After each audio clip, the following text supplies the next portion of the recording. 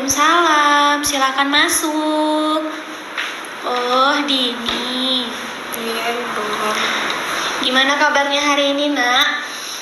Ya gitulah, Bu. Kelihatannya dari raut wajah kamu, kayaknya hari ini kamu lagi banyak pikiran ya. Nggak apa-apa, kamu boleh cerita kapanpun kamu siap. Nak, duduk di sini dulu ya. Di sini Ibu sudah udah siapin tempat yang paling nyaman buat kamu.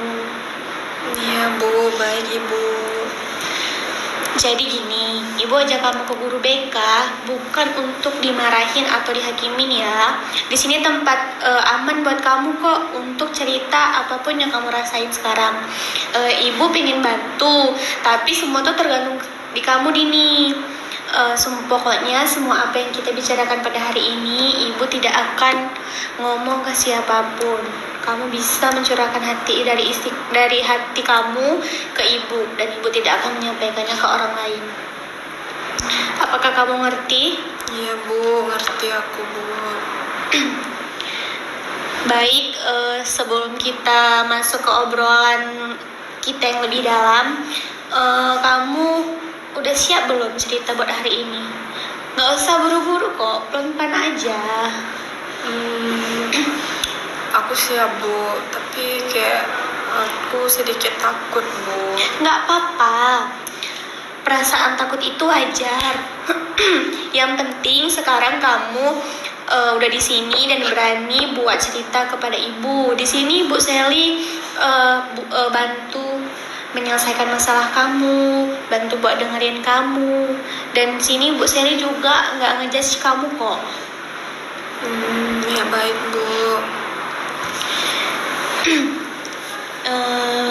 Jadi mohon maaf nih ya sebelumnya jika nanti ada kata-kata Ibu yang salah.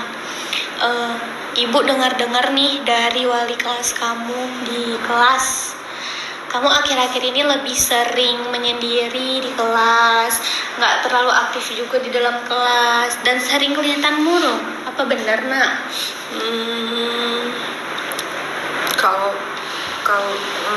Kalau boleh jujur, aku memang bener sih, Bu, kayak gitu.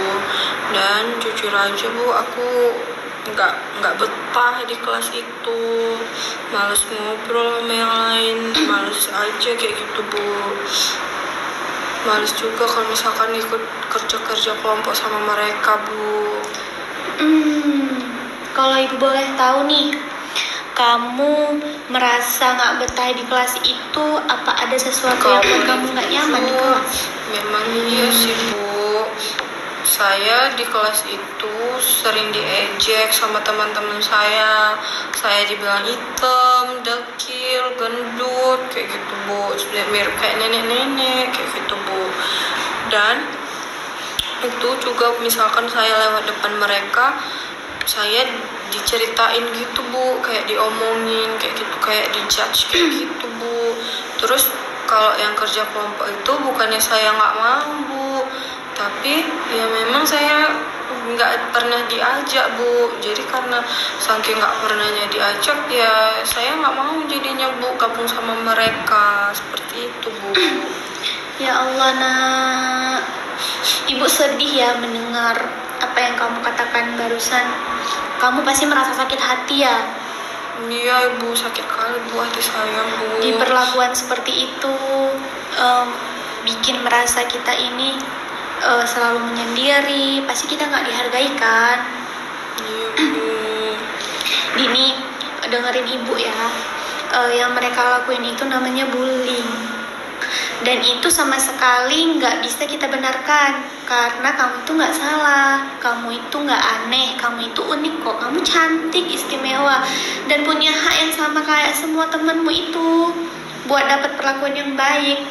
Jadi di sini Ibu akan memberikan video edukatif tentang bullying. Jadi di sini Dini bisa melihat nih bagaimana kita cara mencegah bullying, ya Nak ya? Iya, Bu.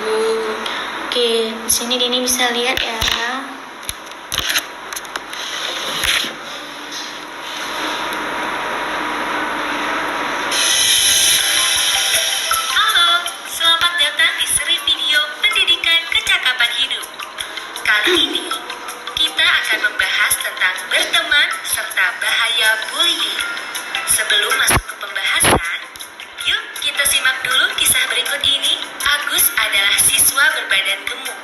tidak terlalu terampil dalam berolahraga.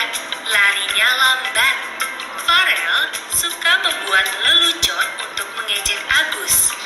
Ia memanggil Agus dengan sebutan-sebutan gendut, gembul, dan lambat. Farel bahkan suka mendorong Agus ketika berpapasan.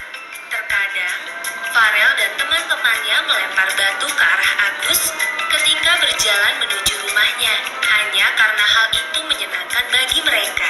Prita yang sering melihat kejadian itu hanya diam saja dan tidak berani melaporkan. Adegan ditutup dengan pertanyaan, siapa korban, pelaku, dan pengamat bullying? Apa yang mungkin dirasakan dan terjadi pada Agus akibat tindakan Farel dan teman-temannya? Apa reaksimu jika melihat peristiwa tersebut?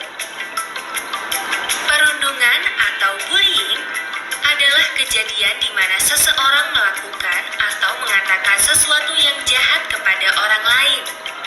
Bullying biasanya dilakukan secara terus-menerus dan berulang kali oleh seseorang atau sekelompok orang terhadap seseorang atau sekelompok orang lain selama berminggu-minggu, berbulan-bulan, atau bahkan bertahun-tahun. Berikut ini jenis-jenis bullying yang mungkin terjadi. Verbal atau lisan, yakni mengejek dan mengata-ngatai seseorang. Fisik, yakni menyakiti seseorang secara fisik, merusak atau mencuri barang. Sikap atau gerakan tubuh yang vulgar dan tidak sopan. Sosial atau relasional, yakni merusak hubungan sosial melalui pengucilan, berbohong, atau menyebarkan gosip. Mengancam, yakni membuat seseorang merasa takut, terintimidasi, atau membuat mereka melakukan hal-hal secara terpaksa. Cyberbullying, yakni bullying melalui internet, telepon seluler, atau teknologi-teknologi lainnya. Untuk mengganggu, mengancam, mempermalukan, atau menyasar orang lain. Contoh cyberbullying termasuk mengirimkan email, pesan singkat, komentar, atau posting yang menyakitkan, menghacking akun email atau media sosial seseorang, meniru orang lain secara online, dan sebagainya. Terakhir, bullying secara seksual, yakni sentuhan yang tidak diinginkan, komentar atau perilaku seksual, termasuk berkomentar tentang seksualitas atau orientasi seksual orang lain. Agar tidak menjadi pelaku bullying, kita harus mampu berempati. Ini adalah kemampuan untuk memahami apa yang mungkin dirasakan oleh orang lain. Kita dapat berempati untuk memahami bagaimana korban bullying mungkin merasakan sesuatu. Kita juga dapat berempati untuk memahami awal dari mengapa orang-orang membuli orang lain. Kemungkinannya, mereka yang membuli orang lain disebabkan mereka sendiri merasa tidak percaya diri, ingin diakui oleh kelompok pertemanannya, atau takut dibully. Tentunya, alasan-alasan ini tidak membuat bullying jadi dapat diterima. Kita harus mencari cara-cara yang lebih positif untuk menyalurkan emosi-emosi negatif kita. Bullying berdampak sangat buruk pada korban, di antaranya kesedihan dan suasana hati yang berubah-ubah, kurangnya rasa percaya diri, menjadi pribadi yang tertutup, kurangnya pencapaian dan keinginan untuk belajar, keinginan untuk pindah ke sekolah lain, depresi, berpotensi tinggi untuk membuli orang lain, menyakiti diri sendiri atau orang lain, bahkan bunuh diri. Selain itu, bullying juga dapat berdampak pada tingkatan sekolah, seperti mempengaruhi hasil-hasil pembelajaran dan tingkat daya ingat seluruh siswa-siswi di sekolah, atau menyebabkan perkelahian antar sekolah. Semoga video pendek ini dapat membantu kita semua untuk terhindar dari perilaku bullying.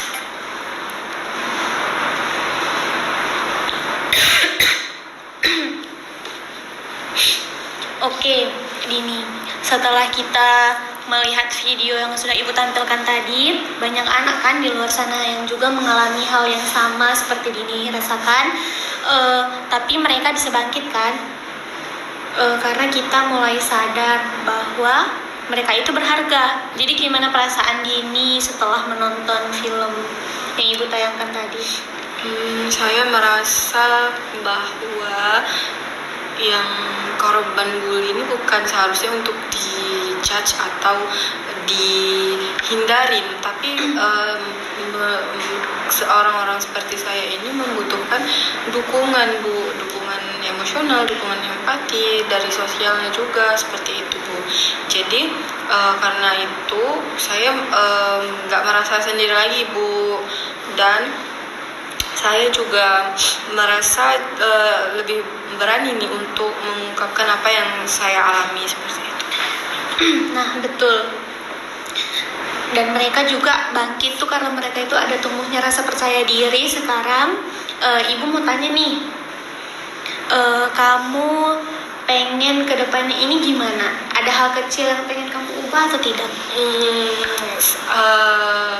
Aku lebih pengen lebih percaya diri lagi Bu, lebih percaya diri dengan diri aku, dan lebih berani lagi nih Bu, biar aku nggak dibully-bully lagi sama teman-teman Bu.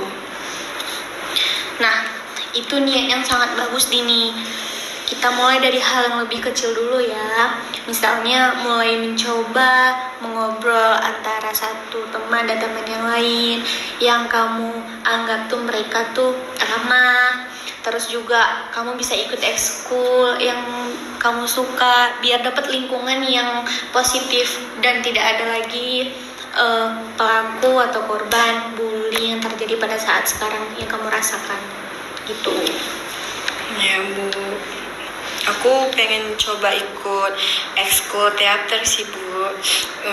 Aku sebenarnya kan di acting Bu, tapi karena aku malu.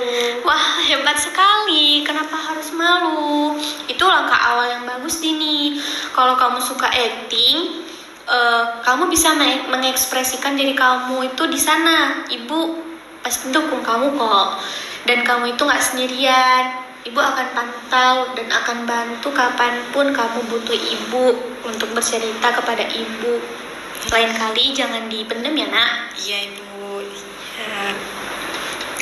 Oke, jadi obrolan kita pada hari ini cukup panjang juga ya.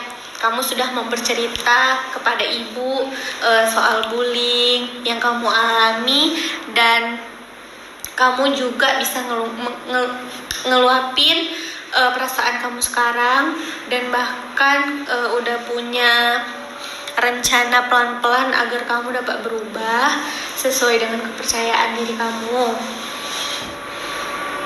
Iya Ibu, rasanya saya sekarang lebih ringan setelah saya menceritakannya kepada Ibu. Dan ibu sekarang merasa senang bahwa kamu itu sudah berani bercerita kepada ibu. Mungkin kamu bisa cerita kepada orang tua, teman-teman kamu yang kamu percaya, atau guru-guru mata pelajaran yang lain.